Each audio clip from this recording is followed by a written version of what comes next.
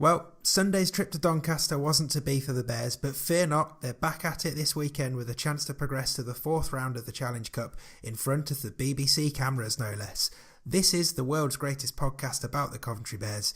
This is Bare Necessities.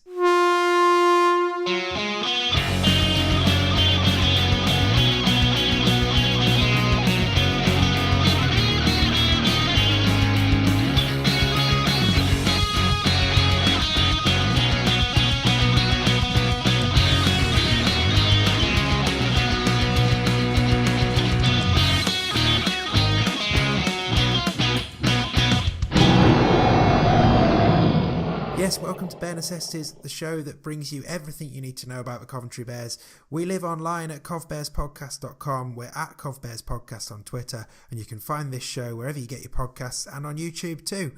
I'm one of your hosts, Dave Musson, and joining me as always is my co-pilot and former Bears player, Craig Cathcart. Craig, I know you pulled yourself out of your sick bed to head up to Doncaster on Sunday to watch the game and to run the official Bears Twitter feed, which you did a very good job of, I should say. How was the trip, score aside? Well, Doncaster, the ground and the facilities are excellent. We were treated really well by them. Obviously on the pitch it didn't go well, and I've actually been really ill since the trip, so I probably shouldn't have gone. But yeah, it was a good trip up there. I would definitely go again. They've got a good team there. They've got good facilities, and I think for them the ultimate has got to be to climb up the leagues, because they've got the facilities there really to be playing at a much higher level. Mm-hmm. So, coming up on this week's show, we're going to look ahead to Sunday's Challenge Cup third round tie, where the Bears are going to be hosting amateur side Distington in a game that, as we've already mentioned, last week we mentioned the fact that it's not only the first ever home match in the competition for the Bears, but we've also found out today that it has been picked as the match of the round that the BBC is going to be streaming live. So we'll have more on that later, and we've got your AskMrC questions. But first, as we mentioned, we should get to Sunday. So Sunday, the Bears opened up their Betfred League One campaign for 2018 with a trip to South Yorkshire to face those hotly tipped Doncaster players.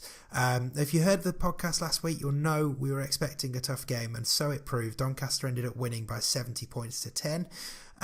The game did actually start brightly for the Bears, Hayden Freeman going over after 5 minutes. Sadly, Paul Emanuele wasn't able to convert, and then the hosts hit back with a couple of converted tries.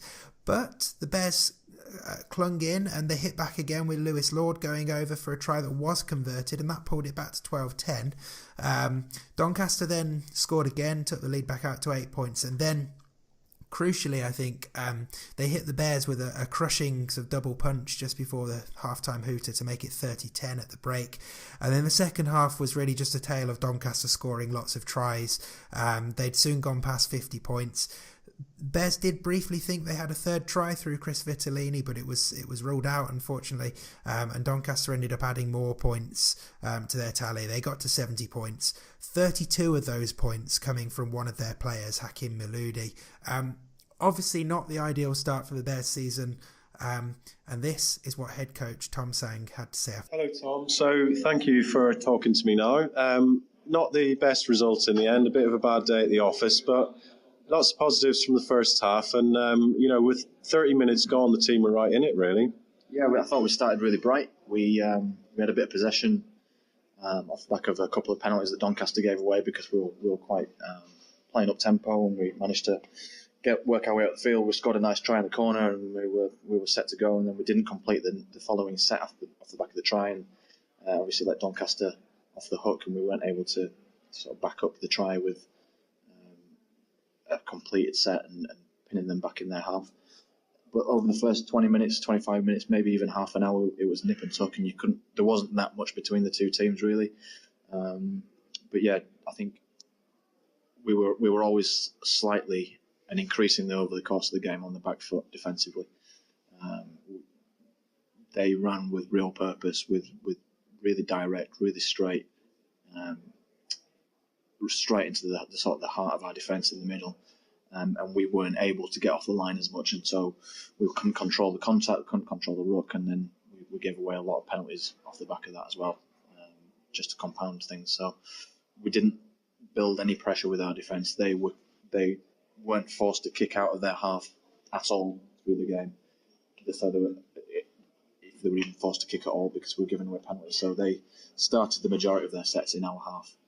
And just the pressure told the back end of each half, really. Yeah, and as I said, it was a tough game at times, but there was some positives to take. Some of the debutants I thought had a good, particularly in the first half, did really well.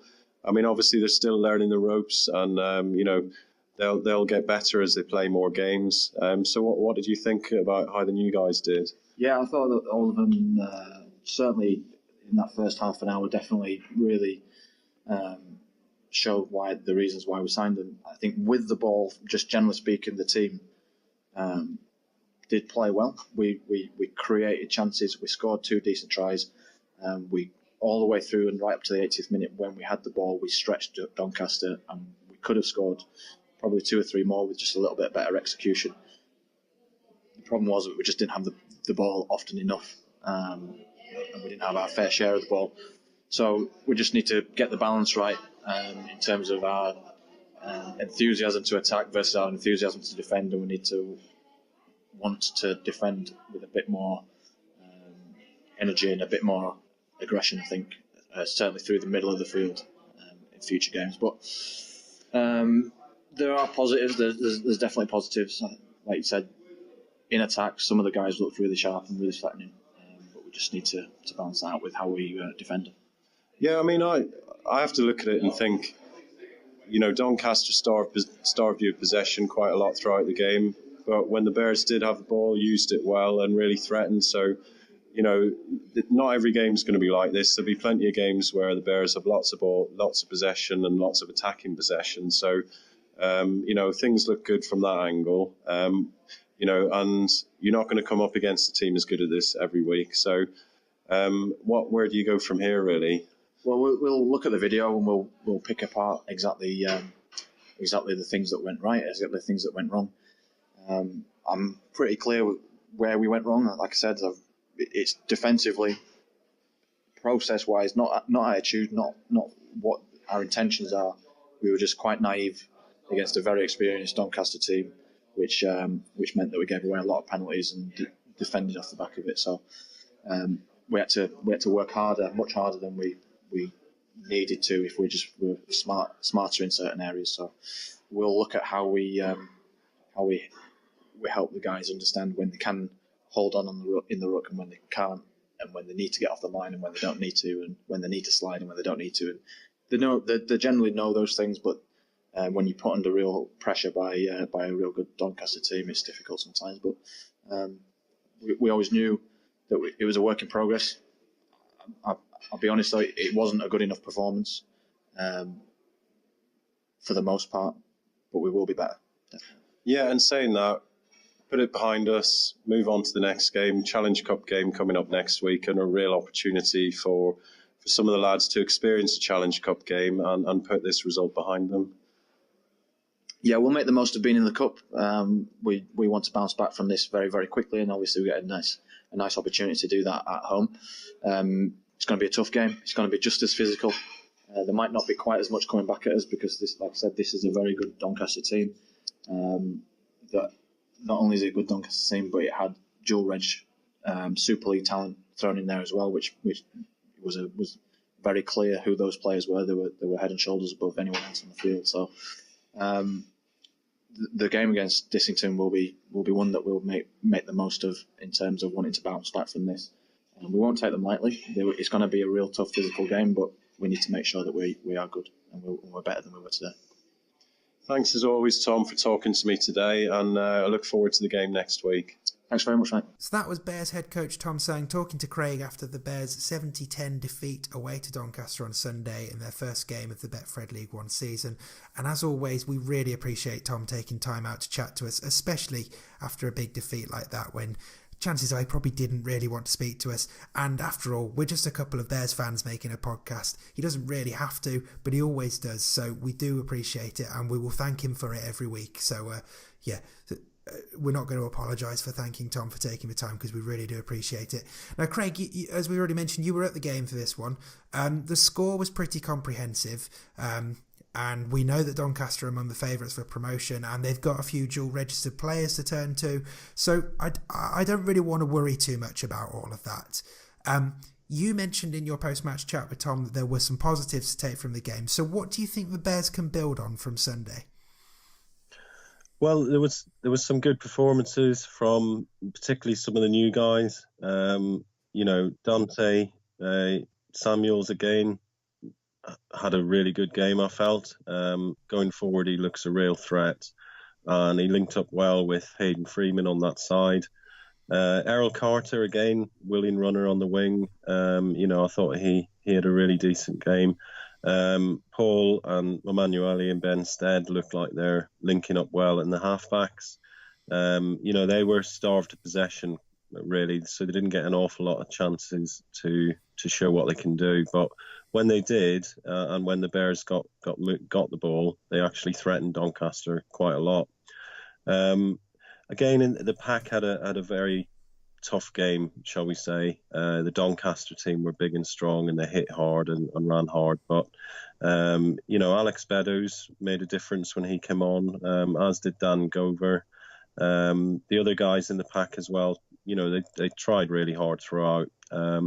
So there was a lot of positives to take from individual performances. It did look, like a first game of the season run out, and there's more to come certainly from a lot of these players. But the other thing as well is, Lewis Lord took his try really well, and he really looked the part in the dummy half position. I thought he performed really well. So it looks like we have got some really good signings that have come in. Obviously, it's just going to take a while for everyone to gel, but as you said, let's not dwell too much on the result. Look at the positives, and it's time to move on to next week and the Challenge Cup. How important do you think those quick-fire tries just before half-time were? Because, if the Bears had gone in at 18-10 instead of 30-10, I guess it could have set things up for a different second half. Or was the second half from Doncaster just so comprehensive that it probably didn't make that much difference? I think the result would have stayed the same. Doncaster probably would have won the game in the end. As I said, their pack was big and strong. But at 18-10, about 30 minutes gone, the Bears were very much in the game. Mm-hmm. I remember commentating to the people that sat next to me saying they just need to make sure they don't concede now before half time. And it was 2 quick-fire tries. So, you're 5 minutes away from half time and you're going in potentially 18-10, still very much in the game. And instead you're going in 30 points to 10 down. And Doncaster obviously decided that they'd like to come out in the second half and try and score a few more. The Bears did try early on in the second half, perhaps should have scored. But Doncaster were pretty ruthless. They punished every mistake, and every time they got a penalty, they used that and made yards up the pitch. So the other thing as well was the introduction of Hakim Maludi. He's a whole FC player, Super League quality. You could really tell he was head and shoulders above everyone else on the pitch. He completely, swung the game in Doncaster's favour. As I said, I'm not trying to say the result would have been different, but certainly it wouldn't have had such a lopsided scoreline. I'm pretty sure that the game would have been a lot closer score-wise had he not been on the pitch.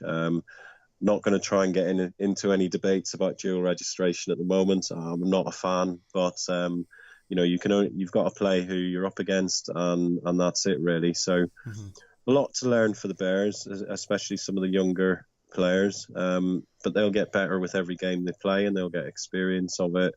There was things like the ref was very strict around the play of the ball. So the Bears give away a lot of penalties around the play of the ball. But again, as they play more matches and gel as a unit, they'll cut that out. So Doncaster look a real threat. I think they're going to be a real challenge for anyone this year, particularly at home anyway. Mm-hmm. And how was it in terms of an atmosphere at the game? Because I know Doncaster were putting in a lot of effort into making it quite a big event, and and that they were sort of encouraging families to come down. Like, so was it a decent crowd? And also, more importantly, did any of the animals from the petting zoo escape and manage to invade the pitch? No, they did not, that I'm aware of, anyway. Shame. I mean, the facilities there are excellent. It's a lovely stadium, really nice size.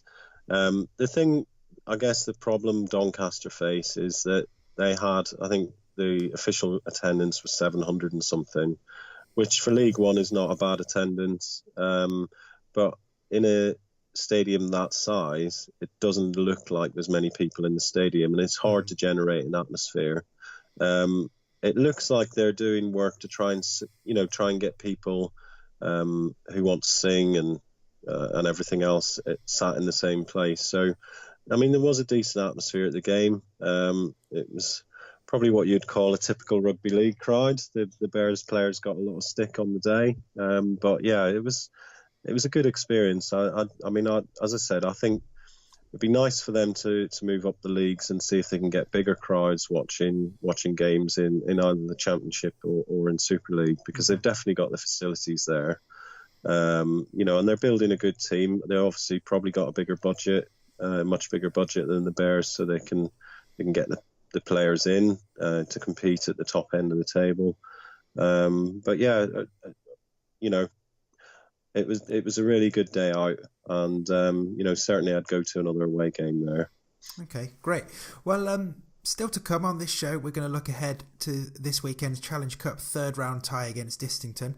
Of course, keep saying it because it's such good news, a game that will be streamed live on the BBC. But first, it's time for Ask Mr. C.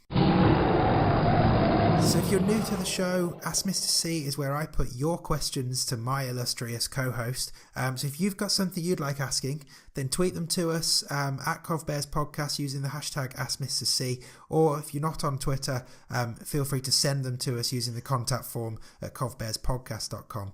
And some exciting news, from now on, we are delighted to say that Ask Mr. C is sponsored by York's Tim, who, as it happens, also asked this week's first question. So Craig, you better do a good job answering this one, with him being our sponsor and everything. So this is one we sort of carried over from last week, actually, because it's more relevant this week. So York's Tim asks, can you give us an introduction to Distington and its attractions, please? And also, do you see them as a potential banana skin?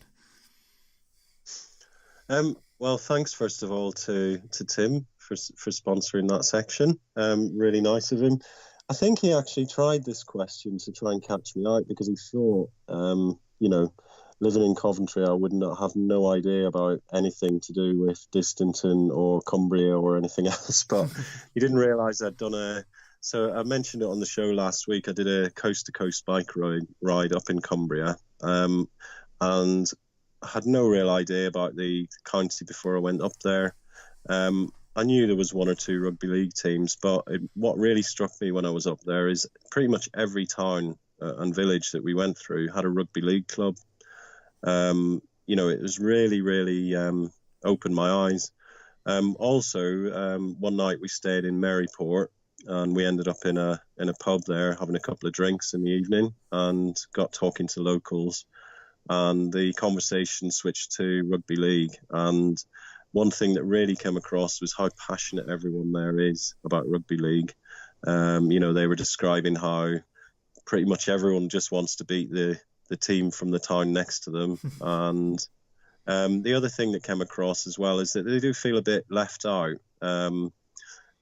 Yorkshire and Lancashire are pretty much considered to be the heartland areas of rugby league, but there's a lot of people who are passionate and are playing it in Cumbria, and they do deserve, and it's mainly because they haven't had a Super League team for quite some time up there, but they really do deserve to have top level rugby played. And the RFL really could do with helping out Cumbrian clubs to try and grow the game there and build on what they've got already. It's a really beautiful part of the world up there as well. I don't think I went through Distington. I have done a bit of reading on Distington, the club itself. Mm-hmm. I know that they beat Loch Lane in the last round, who are a National Conference League Division 1 team in the last round, and they beat Queen's who I think are, correct me if I'm wrong, are they also a Cumbrian team? I'm not sure. Sorry to anyone from Queens if I got that wrong. But they beat them in the first round. They play in the Cumbrian League. They're quite a decorated club in the Cumbrian League. Won a lot of trophies. I think they won the cup competition a year or two ago. Mm-hmm. They also had over 250 fans at the Loch Lane game. So it sounds like they're quite a well-supported team, and hopefully they'll bring a lot of fans down with them. As I said, since that trip, I've got a real soft spot for Cumbrian Rugby League. I'd love to see the game grow there, and yeah, as I said, for them to build on what they've got.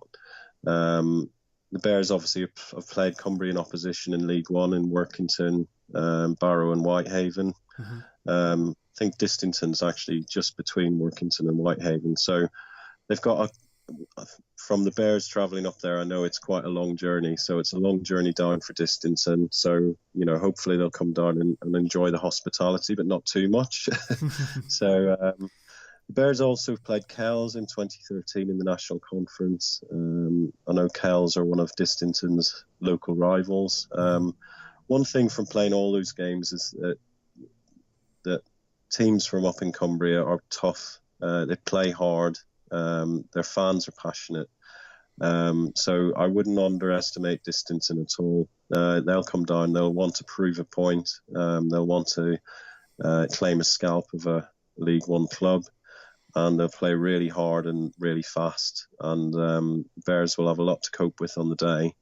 But, hopefully the Bears will have, I hope the Bears have enough to beat them on the day. It's going to be a tough game, but Bears should hopefully have enough. And I guess if nothing else, there is obviously potential for a banana skin there, because the Bears have still got to beat Distington, and the BBC wouldn't have picked this game if there wasn't at least a hint of an possible upset. I'm sure. So yes, lots of good stuff there, but good knowledge on Distington and Cumbria and rugby league in Cumbria in general. There, I'm impressed, Craig. Good work. So second up this week is another question from Warwick D. Warner. Now, he wants to know your thoughts on the fact that Bradford Bulls are going to be streaming all of their matches this season on their Facebook page. What do you reckon to that? I think I've said before, I was under the impression that League One was under the deal for Sky Sports. So I wasn't aware that clubs could stream their own games. I think it's a really positive step forward taken by Bradford. I guess they chose Facebook because it means that people can watch games from all over the world. Mm-hmm. There's no sort of regional restrictions. So, people who are Bradford fans from all around the world can watch the game. It's a way of opening up new audiences. There's an opportunity to for the Bradford brand to be shared more widely. I guess the fear would always be whether or not if people can readily and easily see the games via a live stream, will they go to all the home games? I guess for Bradford it's not such a big issue because, as I understand it, they've sold sort of 3,000 to 4,000 season tickets this year, so they won't be worrying too much about that. But it's definitely a good step forward.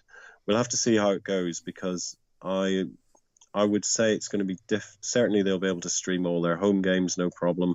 Away games might be more difficult based on the facilities that they come across. Obviously you've got to have either a decent Wi-Fi connection or a decent 4G connection to be able to do it. Mm-hmm. You've also be able to have to put cameras in somewhere to be able to get a decent picture. Well, I watched some of the stream on Sunday, and it was really good quality, really good commentary as well. And it really brought to life the actual game, which, was played in front of, 4,600, which is phenomenal for a League One game. Yeah. And, of course, if nothing else, it means that if you're not able to get up to Odsall to watch the Bears there this April, then you can go onto the Bradford Bulls Facebook page and watch it live. The other thing about it is that it's I think Bradford are doing it for free, aren't they? So how they go about paying for the what it costs to do that, I don't know, whether they've got a deal with sponsorship or whatever. Other clubs might not be able to do that. Possibly they might want to charge for games, but certainly everyone will be watching Bradford and see how it goes. And I would imagine over the next couple of years, you'll see more clubs adopting a similar approach. Yep, I would be inclined to agree. So lastly, for this week's AskMrC, we've got one from Fatboy Rob, who wants to know how much of a boost will being live on the BBC this weekend give the Bears? It's absolutely huge. I mean, the Bears, one thing I've realised from doing this podcast is, the Bears are a Coventry club. A large percentage of their support comes from the local area. But one thing I've realised is that they are also a Midlands club. I think this will generate interest in the Midlands and also more widely. People who were thinking about coming to the game hopefully will come along now. It's going to be on the BBC website. It's massive. You can see the effect that it had on previous rounds. And it's an opportunity as well for people who maybe don't want to commit to coming to watch a game, to watch it in their homes on a live stream. From the previous rounds, one thing that's very, very clear is that rugby league's an exciting game to watch, and I think new people watching this game over the weekend will thoroughly enjoy it and hopefully come down to Bears games in the future. It's just great though to have TV cameras at a Bears game. We'll both obviously be at the match watching it live, but it'd be great to watch it afterwards on iPlayer or whatever else it's on. There is the age-old question, isn't there, that if you make a game available on a live stream or have the cameras there, will people just say, oh, I'll just watch it on the stream rather than going to the game? I don't think that'll be the case here. I think it'll actually encourage people to come down to the game, and I would really encourage fans to come down to the game. It'd be great to have the cameras there with a full stadium and lots of people watching the game and generating a good atmosphere. It definitely would. So, great stuff. As always, some great questions for our very own Mr. C. Do keep them coming. Don't forget you can send us yours using the contact form at covbearspodcast.com, or you can tweet them to @covbearspodcast using the hashtag AskMrC. And AskMrC is sponsored by York's Tim. Okay, we're almost done for another episode, but not before we preview this weekend's game, which we've just been talking about. It feels like we've been previewing it for the last 10 minutes anyway, but it is Challenge Cup third round, Bears at home to Distington, 3 p.m. kickoff, being streamed live on the BBC Sport website, but we want to make sure there are plenty of people at the ground making plenty of noise, so don't just stay at home and watch it. Come down to the Butts Park Arena for the game, get your tickets sorted now, and you can always watch it back again afterwards. Don't forget, season tickets are not valid for this one, but come on, it's the Bears' first ever home game in the Challenge Cup. You really don't want to miss it. You definitely want to be there. And, if you're actually in the ground, then you may even manage to get yourself on the BBC Sport coverage. Hopefully not by doing anything silly, but just by, being in the background. So we've kind of covered Distington pretty thoroughly in the AskMrC question. I mean, some things that have popped out from the bit of research I've been doing about them. They're one of the lowest ranked teams left in the cup. It's a 460-mile round trip for them, apparently. They're the amateur side out of the two teams playing, but it's really not going to be an easy match for the Bears. We've already established. The BBC is going to be picking this one, at least in part, because there's a potential for an upset. But I think what's brilliant, of course, and we touched on it with Fatboy Rob's question, is the exposure this is going to give the Bears. So remember, this is the start of the Bears' 20th anniversary season. We've already had the Super League champions play in Coventry, and that got the Bears loads of good coverage. I've recently subscribed to 4020 magazine, and there's a really nice write-up from the Leeds game in there, which is brilliant for the Bears. The last round of the Challenge Cup on the BBC Sport website was watched by 18,000 viewers. And I think for me, that's the big thing, Craig. It's great to think that nigh on 20,000 people from across the world who just love the sport of rugby league are going to be exposed to the Bears brand, the Bears story, and the fact that there is rugby league alive and kicking in Coventry on Sunday. And that's really exciting, isn't it? Yeah, it's just absolutely huge. I mean, as I said, as soon as I found out about the announcement, there was a big smile on my face. So really looking forward to the game, really looking forward to watching it back afterwards. And the players will be massively up for it. I mean, it's an opportunity for them to shine in front of TV cameras. I mean, similarly, Distington will be wanting to do the same. It's a big day for them as well. And as I said, I hope they enjoy the hospitality. I hope their players come down and put up a good performance, but not too good. And that we have a great game of rugby league that highlights the quality that there is, in, not only in League One, but also further down in the amateur levels. And I think it's good as well that the game is happening on Sunday, because it means that it doesn't clash with the Six Nations this week and this weekend. I know it's rugby union, but there will be people who will want to watch both codes. So you've got no excuses not to either, at the very least, watch it, but hopefully come down. So Craig, let's have it. What's your prediction for Sunday? As I said, I think it'll be a tight game, certainly early on. Distington got quite a long journey to travel down. I would hope that the Bears will take control before half time and just put in a decent performance. The Bears are going to be a threat going forward. Distington will tackle hard, they'll run hard. I think the Bears, on paper anyway, easily should have enough to beat Distington, but a cup game is always a leveler, so it's going to be a tough game to start with the Bears hopefully pulling away in the second half for a comfortable win. Okay, I'm joining you in prediction of a Bears win. I reckon a Bears win by 3 scores. I reckon a really good showing from both sides. I think we're going to get a good crowd. And ultimately, I think there's going to be a load of new Bears fans by Sunday evening, thanks to the BBC coverage as well. So that's just about it. Time to get really excited about the Cup. And don't forget, tickets are on sale for that one. Head over to coventrybears.com to get yours. Gates are open on Sunday from 12:30. Kickoff is at 3 o'clock, and we will see you there. Don't forget, we are Cov Bears we are at Cov Bears Podcast on Twitter, and we live at covbearspodcast.com. Craig, you go on and get some more rest ahead of Sunday. Yeah. And I will see you at the Butts for the match. And also, when I watch it back afterwards, I'm going to be very disappointed if I don't hear your trademark shout of "Come on, Bears" come through the speakers. So you need to rest just so you can give it plenty of weight during the match. I'll rest my voice so I can billow it out on Sunday. Cool. Well, Craig, I'll see you on Sunday, and we'll be back next week to tell you the story of the Challenge Cup third round. So thanks as always for listening, and we'll see you next time.